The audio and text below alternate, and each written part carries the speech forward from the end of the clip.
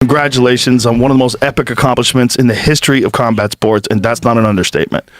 I mean, it might be an understatement. I mean, it's not an overstatement. It's perfect. That was one of the greatest nights I've ever experienced of watching anything in my life. It was amazing.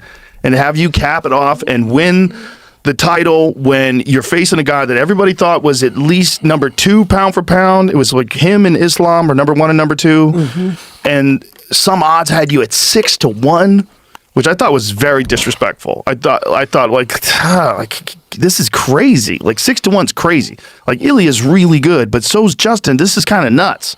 Like to have you win the way you won in front of the fucking White House. Yeah. How's it feel? Oh, it's really not real yet. I was expecting to have like an internal sense of relief that like I don't have something to chase, because I was always chasing this belt, and I was expecting to wake up with like some kind of natural release of pressure, but I don't know. I don't feel that. As the days go by, every day I feel a little bit more. 2 days ago, my dad was like, what was it like waking up being a champion? And I was like, I haven't even thought about that. And then I was, on the shitter like 10 minutes later, and I was sitting there thinking about it. I was like, wow, I'm the fucking champion. Like, it's fucking crazy. And yeah, it's just, I've just been on the grind for so many years now. My dad dropped me off 19 years ago in Colorado. I knew nobody to wrestle. And yeah, to see where I'm at now is just absolutely incredible. There's really no way to explain how or why, or like why I deserve it, or what.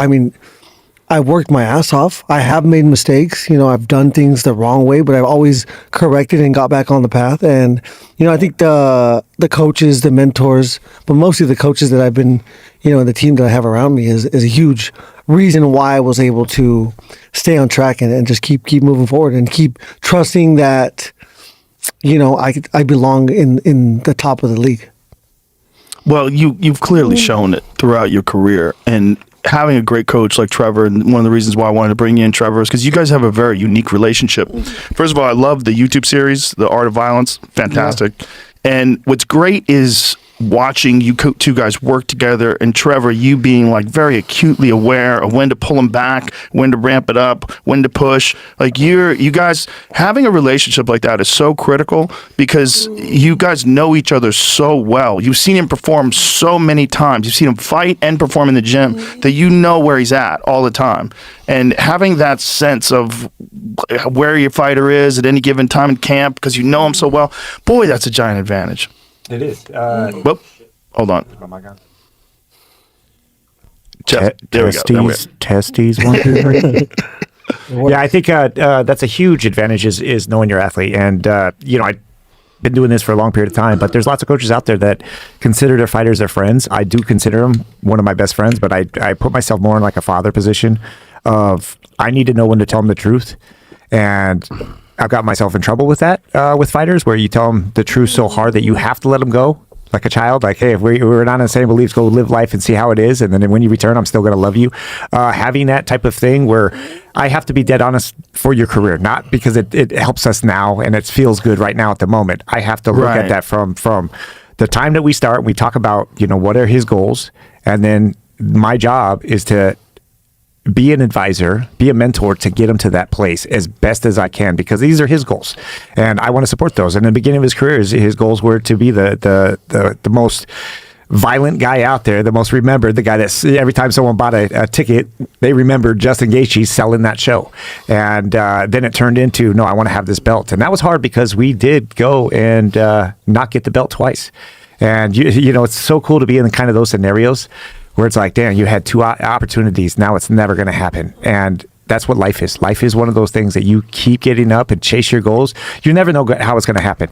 And yes, you want to dream and you want to have you want to have a plan.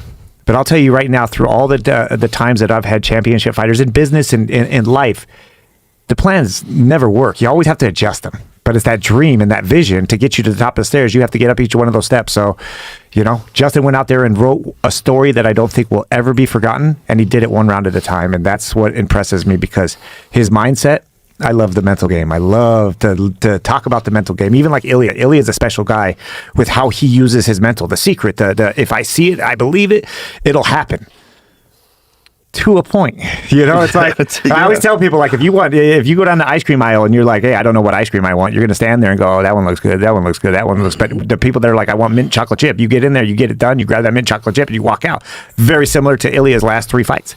He went out there and he demanded what he wanted. His confidence got him through that.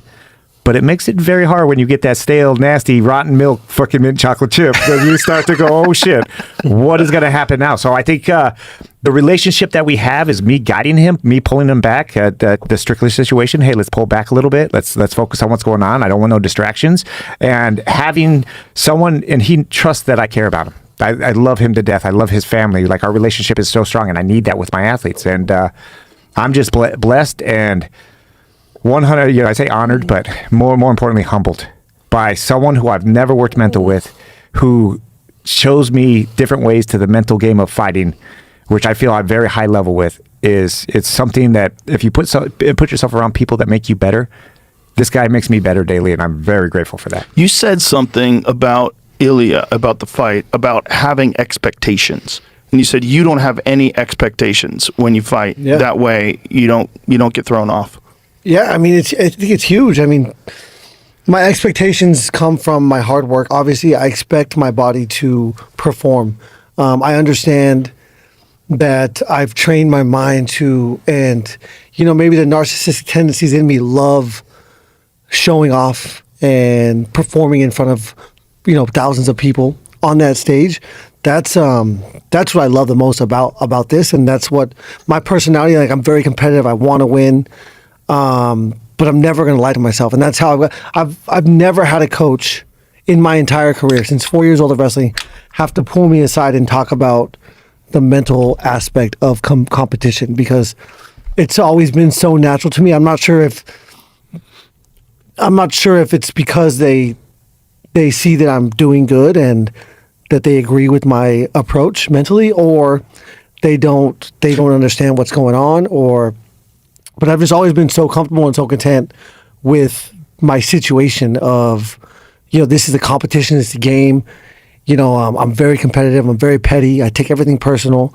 And yeah, when I go in there with I have gone in with expectations, and I said it before the fight, Ilia, like, I said so many true things to him, and I think it's such an asset to tell someone the brutal truth, especially someone like him, because it pushes them farther away from the truth.